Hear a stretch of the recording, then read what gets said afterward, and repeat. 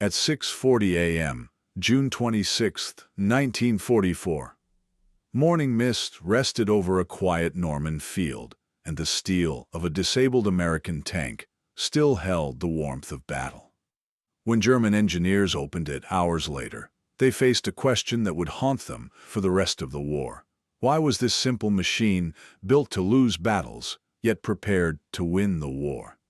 In the summer of 1944, German tank crews in Normandy had developed a habit. When a Sherman appeared across a hedgerow or along a sunken road, the reaction was rarely panic. It was often contempt. The American tank was tall, easy to spot, and known for burning once hit. To crews hardened by years of fighting in the East, the Sherman felt like proof that American industry could produce quantity, but not quality. The battlefield seemed to confirm it. Burned-out hulls littered the Norman fields, their tracks twisted, turrets frozen at awkward angles. To German eyes, the verdict was already written. Late in June, one of those Shermans was finally silenced, intact. Disabled rather than destroyed, it sat abandoned long enough for a German recovery unit to reach it after nightfall. These units existed for a specific purpose. They were not front-line fighters, but technical hunters, engineers, and mechanics trained to strip the battlefield for insight. Their task was to recover enemy equipment, study it, and extract lessons that could be fed back into German design and doctrine. When the Sherman was winched free and hauled behind the lines, expectations were low. This was supposed to be confirmation, not revelation. From the outside, the tank seemed to reinforce every assumption. The armor plates showed uneven textures where cast sections met welded seams. The finish looked rough compared to the clean lines of a Panther or even a late-model Panzer IV. To German eyes, trained in precision machining and tight tolerances, the Sherman appeared almost careless. It looked like something built quickly, not something meant to last. A senior engineer reportedly remarked that it resembled industrial furniture more than a weapons system. The mood around the tank was dismissive, almost bored. That attitude began to change the moment the hatches were opened. Inside, the engineers expected clutter, compromise, and shortcuts. Instead, they found order. Components were laid out logically, not artistically. Wiring was routed cleanly and labeled. Access panels were positioned where a mechanic could actually reach them, without dismantling half the vehicle. The interior did not feel refined, but it felt intentional. Every choice seemed to ask one question: how fast can this be fixed and sent back out? The comparison was unavoidable. German tanks were masterpieces of engineering ambition, but they demanded skilled hands and time Germany no longer had. By mid-1944, experienced machinists and designers were already gone, killed, drafted, or lost to bombing. Factories struggled to keep up with constant design changes. In contrast, this captured Sherman looked like it had been built with the assumption that crews would rotate, parts would break, and replacements would be needed immediately. As the engineers continued their inspection, a quiet realization set in. This tank was not meant to dominate a battlefield alone. It was meant to function as part of a system that assumed loss, repair, and return as normal conditions of war. Standing inside the Sherman, Germany's engineers began to understand the danger. This machine was not built to win duels. It was built to endure a war of exhaustion. And in that kind of war, Germany was already running out of time. German armored warfare had been built on a single, almost sacred belief: precision would win wars. Every generation of tank was expected to be better than the last, not just in firepower and armor, but in refinement. Parts were machined to exact tolerances, assemblies were hand-fitted, and designs were revised constantly in pursuit of battlefield superiority. It was a philosophy shaped by engineers and craftsmen, not by accountants or logistics officers. Standing inside the captured Sherman, German engineers began to sense that this belief had quietly led them into an industrial abyss. The first shock was not what the Sherman contained, but how repeatable everything appeared. Components were standardized in a way German tanks were not. A part removed from this vehicle could, in theory, be replaced by an identical part from another Sherman, built hundreds of miles away, in a different factory, by a different workforce. There was no sense of uniqueness, no signature of a master machinist. To German eyes, this had once seemed like a flaw. Now it looked like a deliberate advantage. The wiring told a similar story. Instead of disappearing into cramped spaces, electrical looms were clearly routed, color-coded, and labeled. An engineer could trace a fault without guessing. Repairs did not require intuition or years of apprenticeship, only familiarity with the system. This was not elegant engineering, but it was forgiving engineering. It assumed that the person fixing the tank might be tired, undertrained, or working in poor conditions, and it was built to tolerate that reality. As the inspection continued, the contrast deepened. Major assemblies were bolted together as modules rather than welded into permanent structures. If something failed, it could be removed and replaced, not painstakingly rebuilt. German tanks, particularly the Panther, suffered from the opposite problem. Minor mechanical faults could immobilize an otherwise powerful vehicle, forcing it into lengthy depot repairs. On paper, the Panther was superior. In practice, it often sat still while simpler machines kept moving. Crew considerations made the difference even clearer. The Sherman's turret basket allowed crews to work efficiently without stumbling over ammunition or equipment. Escape hatches were positioned with survival in mind. Radios were standard, reliable, and integrated into every vehicle. These were not luxuries. They were acknowledgments that crews mattered as much as machines. German designs had improved in these areas, but too late and too unevenly to change the larger trend. Slowly, the engineers understood what they were seeing. This tank was not a compromise born of weakness. It was the product of a system that valued continuity over brilliance. Repairs in the field were not a temporary fix, but an expectation. Replacement parts were not rare, but abundant. The Sherman was designed to flow through a massive industrial network that Germany could no longer match. The realization was deeply unsettling. Even perfect tactics could not close this gap. Even superior guns could not erase it. Destroying 5 Shermans today meant little if 10 more would arrive tomorrow, fully crewed, fully supplied, and already moving toward the front. In that moment, the engineers grasped the true meaning of the abyss before them, and how difficult it would be to climb back out. German tank doctrine had always been built around mastery. It assumed a battlefield where a superior crew, armed with better optics and a more powerful gun, could dominate through skill and precision. The ideal engagement was a duel decided in seconds by the first accurate shot. For years, this belief had been reinforced by experience, especially against opponents who played by similar rules.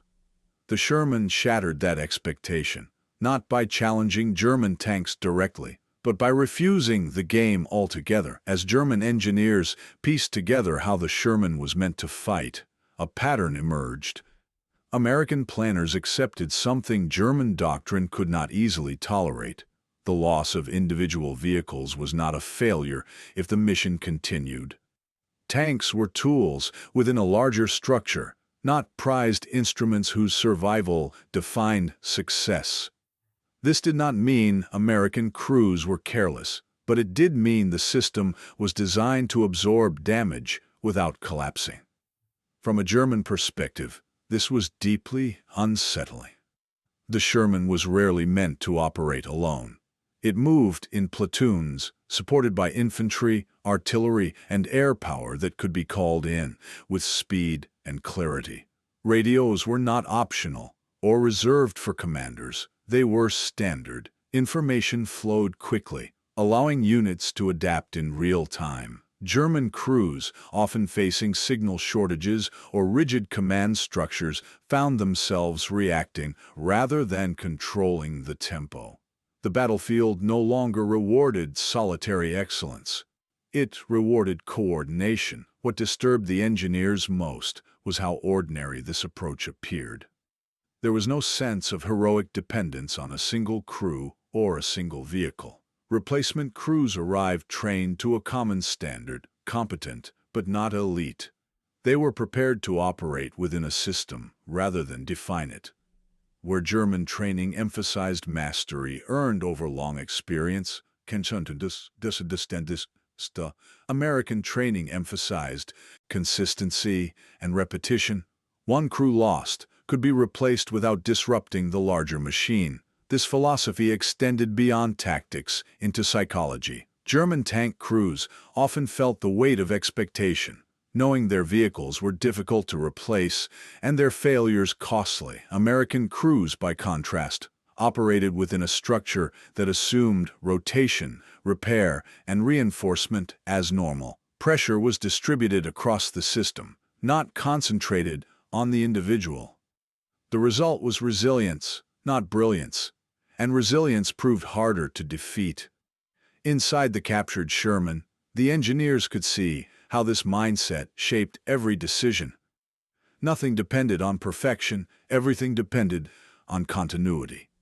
The tank was not asking its crew to be exceptional, only reliable. In doing so, it shifted the burden of success away from individuals and onto an industrial and logistical framework that Germany could not disrupt fast enough. The arithmetic became impossible to ignore. German tanks had to be perfect to justify their cost and complexity. American tanks only had to function well enough, long enough, and in sufficient numbers. Even victories began to feel temporary. As the engineers compiled their reports, one truth became unavoidable. Germany was still fighting for superiority in single engagements, while America was fighting for inevitability. And in that equation, the outcome was already taking shape. What German planners failed to understand was not American steel, but American mindset. For decades, German military culture had prized tradition, hierarchy, and refinement, earned through long experience. Adaptation was cautious, often slow, and tightly controlled. The Sherman told a different story. It reflected a culture that treated war as a problem to be solved repeatedly, not a craft to be perfected once. Inside the captured tank, engineers began to sense that this difference in thinking might matter more than armor thickness or gun caliber. Evidence of that mindset appeared everywhere on the battlefield. American crews modified their tanks without waiting for approval from distant design bureaus. Sandbags were stacked on hulls, spare track links welded to vulnerable spots, and improvised armor plates added wherever crews felt exposed. None of this followed a universal standard, and that was the point. Solutions were local, temporary, and adjustable. German engineers, trained to distrust improvisation, recognized that these changes would never pass their own inspection regimes. Yet they also saw that the Americans did not wait for perfection before acting. The same attitude shaped American responses to enemy tanks. When the limitations of the early Sherman became undeniable, the response was not denial or doctrinal rigidity. The 76-mm gun was introduced, and high-velocity ammunition followed soon after. These changes were not seamless, and they did not transform the Sherman into a different machine overnight. What mattered was speed. Adjustments that might have taken years to formalize in Germany were pushed through in months. Adequate solutions were accepted, while better ones were still in development. Coordination evolved just as quickly. Tank units, infantry, and tank destroyer elements adapted their cooperation through experience rather than doctrine alone. Lessons learned in one sector were passed along, tested, and revised elsewhere. This process did not depend on flawless execution. It depended on communication and a willingness to discard ideas that no longer worked. The system absorbed mistakes and moved forward. Perhaps most unsettling to German engineers was how efficiently information flowed. Reports from crews reached factories and planners with remarkable speed. Design tweaks, production changes, and logistical adjustments followed without ceremony. There was little attachment to legacy methods or past successes. If something worked, it was kept. If it failed, it was replaced. Pride did not slow the process. This tolerance for iteration extended to the idea of good enough. American industry did not wait for ideal conditions or perfect designs. It aimed for reliability, repeatability, and improvement over time. To German eyes, this approach once seemed careless. Now it appeared ruthless in its effectiveness. The Sherman was not static. It was a platform that evolved while remaining in constant service. Standing inside the captured tank, the engineers grasped the deeper implication. They were not facing an enemy that relied on fixed solutions. They were facing one that learned continuously, often faster than it fought. Production efficiency was only part of the threat. The real danger lay in a culture that adapted without hesitation, questioned its own assumptions, and moved on. That realization lingered long after the inspection ended, carrying with it the sense that the balance of the war was shifting in ways Germany could no longer control. When the engineers' reports moved upward through the German command structure, something subtle but important changed. The language became quieter, more restrained. Early dismissals of the Sherman as an inferior machine faded, replaced by a more troubling tone. This was no longer about correcting a misjudgment on the battlefield. It was about confronting the possibility that Germany had misunderstood the nature of the war itself. The issue was not American tanks, it was American scale. Internal memoranda began to acknowledge what frontline experience could no longer hide. Allied production figures were not rumors or exaggerations. They were measurable, relentless, and accelerating. Factories in the United States were producing tanks, trucks, aircraft, and spare parts at a pace German industry could not mirror, even on its best days. Losses that would cripple a German formation barely registered as delays on the American side. For planners raised on scarcity and efficiency, this abundance was deeply destabilizing. Fuel shortages sharpened the contrast. German armored units increasingly struggled to move, not because of enemy fire, but because fuel allocations were uncertain and inconsistent. Training hours were cut, maneuvers were limited, vehicles were parked to conserve resources. Meanwhile, American units operated within a logistical network that treated fuel as a planning variable, not a constant crisis. Movement remained fluid. Flexibility remained intact. The disparity grew wider with every passing month. Attempts to respond ran into structural barriers. Late-war German designs multiplied instead of converging. Panthers, Tigers, and their variants grew more complex, not less. Each improvement promised battlefield superiority, but demanded more time, more maintenance, and more specialized labor. Standardization, the very thing that had once set German engineering apart, slipped out of reach. The system could no longer simplify itself fast enough to survive. Even the most formidable machines paid the price. Panthers and Tigers, when operational, remained dangerous opponents. But their effectiveness was undermined by maintenance hours that far exceeded their time in combat. Skilled crews waited on parts that arrived late or not at all. Workshops became bottlenecks. A tank that could not move was irrelevant, regardless of how powerful it appeared on paper. Strategic paralysis followed. There was no time to redesign doctrine, retrain crews, and retool factories all at once. Every option required resources Germany no longer possessed. The war demanded speed, and scale, but the system was built for precision and control. Leaders recognized the mismatch, yet recognition did not bring solutions. It only clarified the limits. This was the moment of realization. Germany was fighting an industrial war with assumptions formed in a different era against an opponent that treated industry itself as a weapon. The Sherman symbolized that shift, not because it was flawless, but because it fit seamlessly into a larger machine that never stopped moving forward. By the time this truth settled in, the opportunity to adapt had passed. The beaches of Normandy were far behind the front lines. American formations were already pushing east, supported by a growing mass of armor, fuel, and manpower. The Sherman was no longer arriving alone.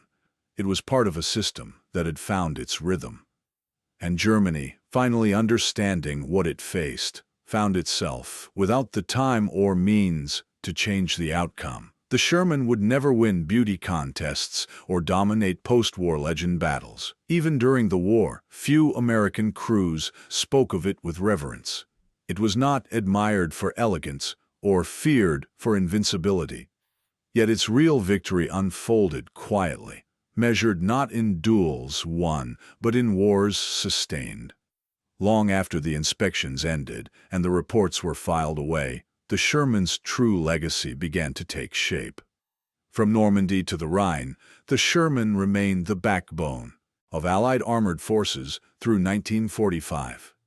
It appeared in numbers that reshaped the battlefield, not by overwhelming it with technical superiority, but by filling it with presence.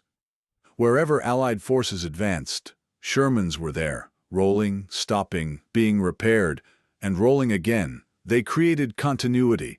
Units could plan operations knowing armor would arrive on time and function as expected. Reliability, more than brilliance, became the foundation of momentum. This approach left a lasting imprint on post-war military thinking. The lessons absorbed during the conflict influenced emerging NATO doctrine, where standardization, interoperability, and logistics became central concerns. Armies no longer designed vehicles in isolation from the systems that supported them. Tanks were evaluated not just by armor thickness or gunpowder, but by how easily they could be supplied, maintained, and integrated with other forces. The Sherman had demonstrated that a weapon's value depended on the network behind it. Equally important was the shift in priorities. Crew survival and maintainability gained new weight in design decisions. Escape hatches, internal layout, and communication systems were no longer afterthoughts. The war had shown that experienced crews mattered and that preserving them paid dividends over time. A tank that could be repaired quickly and returned to service protected both manpower and morale. These ideas, once secondary, became central. The contrast with Germany's technological path was stark. Late-war German designs pushed the limits of engineering ambition, but led into dead ends of complexity and scarcity. Extraordinary machines demanded extraordinary resources, and by 1944, those resources were gone. Innovation continued, but it no longer aligned with strategic reality.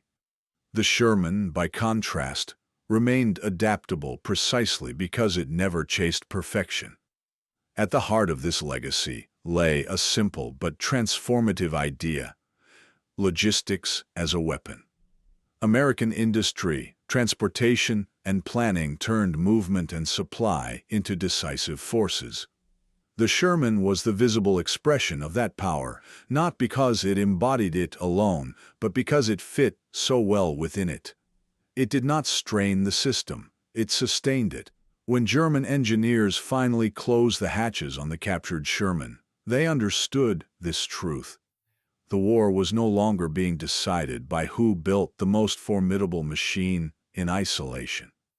It was being decided by who built the better system, one that could learn, adapt, and endure.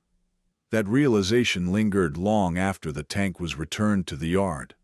And by then, the outcome was already set.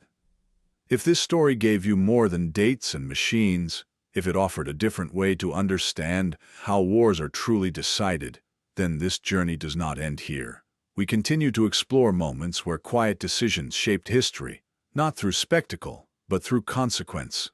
Before you leave, consider this question and share your answer below. If you were that German engineer standing inside the Sherman, would you have seen a weak tank or a way of thinking that could not be stopped?